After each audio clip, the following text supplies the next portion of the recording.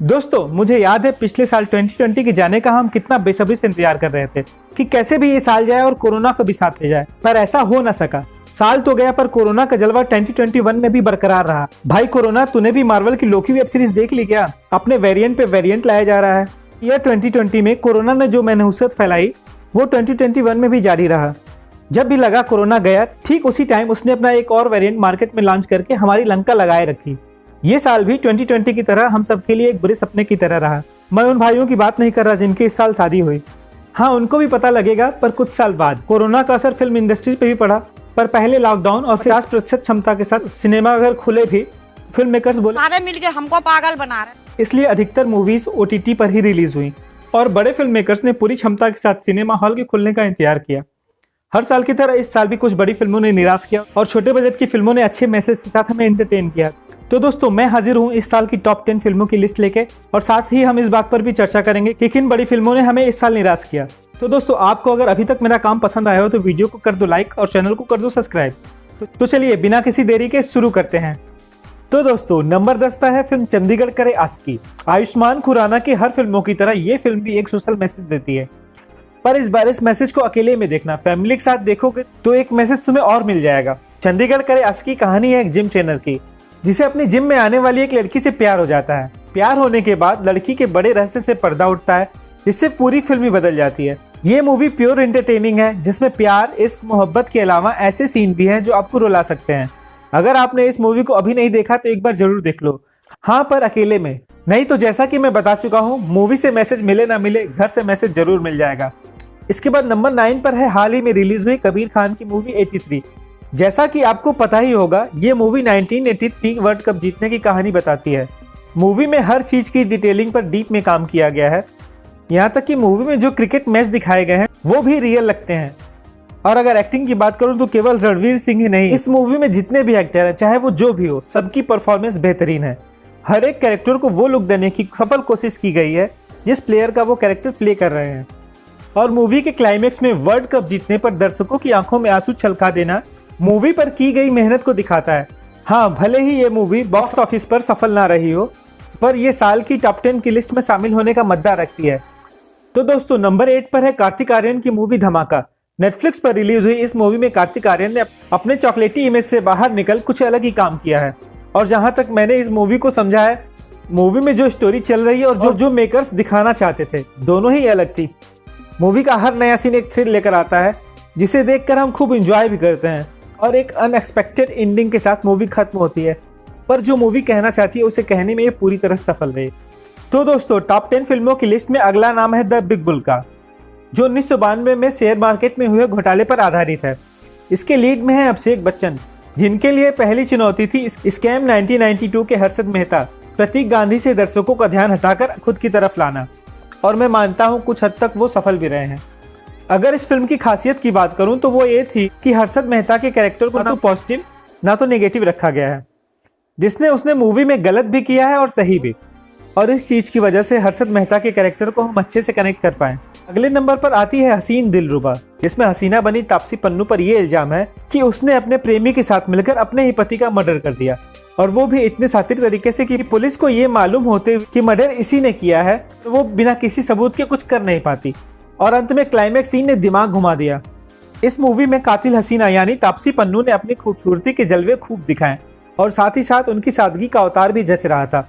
वहीं विक्रांत मैसी का शांत कैरेक्टर भी खूब पसंद आया, और उनके बदला लेने का तरीका भी लाजवाब था।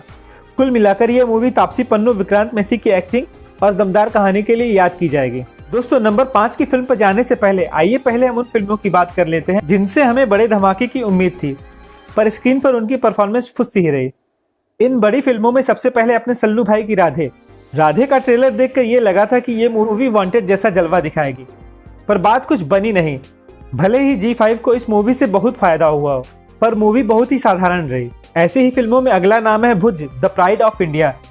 अजय देवगन, संजय दत्त, सोनाक्षी सिन्हा, नोरा फतेही जैसे सितारों से भरी ये फिल्म दर्शकों के मन में कुछ खास जगह नहीं बना पाई। इसके बाद बंटी बबली 2, हंगामा 2, सत्यमेव जयते 2 का भी हश्र कुछ ऐसा ही रहा। वहीं साल के अंत में रिलीज हुई अतरंगी रे के साथ आए आनंद एल राय से भी हमें कुछ ज्यादा ही उम्मीदें थी, पर धनुष, अक्षय कुमार और सारा अली खान अभिनीत इस फिल्म में वो बात नहीं थी। ऐसा नहीं कि फिल्म बहुत ही घटिया थी, पर इस मूवी में वो जादू नहीं था जिसकी उम्मीद हम आनंद एल राय की फिल्मों से करते हैं। तो दोस्तों, इस साल टॉप 10 फिल्मों की लिस्ट में नंबर 5 पर है periodic film Sardar Udham Singh. Vicky Kaushal starrer इस मूवी में सरदार उधम सिंह की स्टोरी दिखाई गई है कि कैसे उन्होंने इंग्लैंड जाकर जनरल ओडायर से जलियांवाला बाग का बदला लिया। विकी कौशल की जबरदस्त एक्टिंग के साथ इस फिल्म का डायरेक्शन भी बेहतरीन है।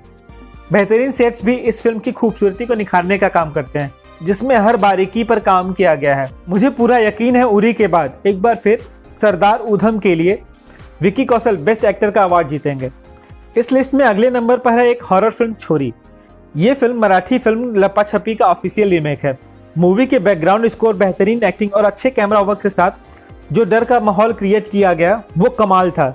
साथ ही मूवी की स्टोरी टेलिंग और क्लाइमेक्स का ट्विस्ट मूवी को खास बनाता है। इस फिल्म में नुसरत भरूचा और मीता वशिष्ठ की एक्टिंग काबिल गौर है। आगे नंबर 3 पर मैंने 2 फिल्मों को रखा है और दोनों ही फिल्में बड़ी सादगी से अपनी बात को रखते हुए हमारे समाज की हकीकत को दिखाती हैं। इसलिए इन दोनों ही फिल्मों में से मैं किसी को ऊपर या नीचे नहीं रख पाया। इन फिल्मों में पहली फिल्म है कागज और दूसरी फिल्म है राम प्रसाद की 13वीं। पहले मैं बात करना चाहूंगा राम प्रसाद की 13वीं के बारे में। ये फिल्म नॉर्थ इंडिया में किसी की डेथ के बाद घर में होने वाले इवेंट के बारे में है। ये फिल्म इतनी रियल है, ऐसा लगता ही नहीं कि हम कोई मूवी देख रहे हैं। ऐसा लगता है कि किसी के घर में जाकर इसे शूट किया गया है। चाहे मृतक के शरीर को आग देने के लिए की जाने वाली लड़ाई हो या बेटों का पिता की संपत्ति पर अधिकार जताने का दावा, और फिर ये पता चलने पर कि पिताजी ने लोन ले रखा है तो एक एक करके सबका किनारा कर लेना।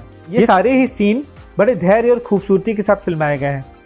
इस फिल्म के डायलॉग्स भी कमाल के हैं और एक्टिंग तो जैसा कि मैंने पहले ही कहा है कि आपको फील ही नहीं होगा कि आप मूवी देख रहे हो, इतनी रियल है।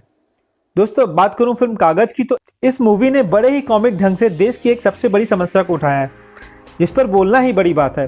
कहते हैं कि हमारे देश का कानून ऐसा है कि आपको भले ही देर से पर न्याय जरूर मिलेगा, पर कितना देर इस पर कोई बात नहीं करता। चाहे उतना ही देर क्यों न हो जाए कि न्याय का कोई मतलब ही ना रह जाए। और मूवी में ये दिखाया गया है कि पंकज त्रिपाठी का कैरेक्टर जिंदा होने के बावजूद हर जगह ये चिल्लाता रहता है, मैं जिंदा हूँ। हमारे देश की माननीय अदालतें उसको ये न्याय देने में नाकाम रहीं कि भरत लाल अभी जीवित है, मरा नहीं है। भरत लाल ने अपना सब कुछ बेचकर अपने जीवित होने का प्रमाण देने के लिए क्या क्या नहीं किया। उसने तत्कालीन प्रधानमंत्री के खिलाफ चुनाव भी लड़ा, पर यह भी उसके जिंदा होने का सबूत नहीं था। मूवी में पंकज त्रिपाठी और सतीश कौशिक ने बेहतरीन एक्टिंग की है और अगर आपने अभी तक इन दोनों मूवीज को न देखा हो तो एक बार जरूर देखें।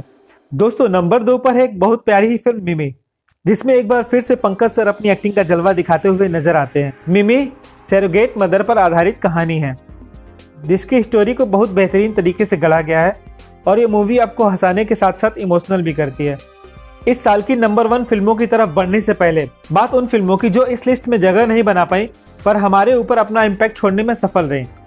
उनमें है अर्जुन रामपाल और मानव कौल की नेल पॉलिश, 200 हल्ला हो, हेलमेट, विद्या बालन की शेरनी, कंगना रनावत की थलाइवी, अमिताभ बच्चन, इमरान हाशमी की चेहरे।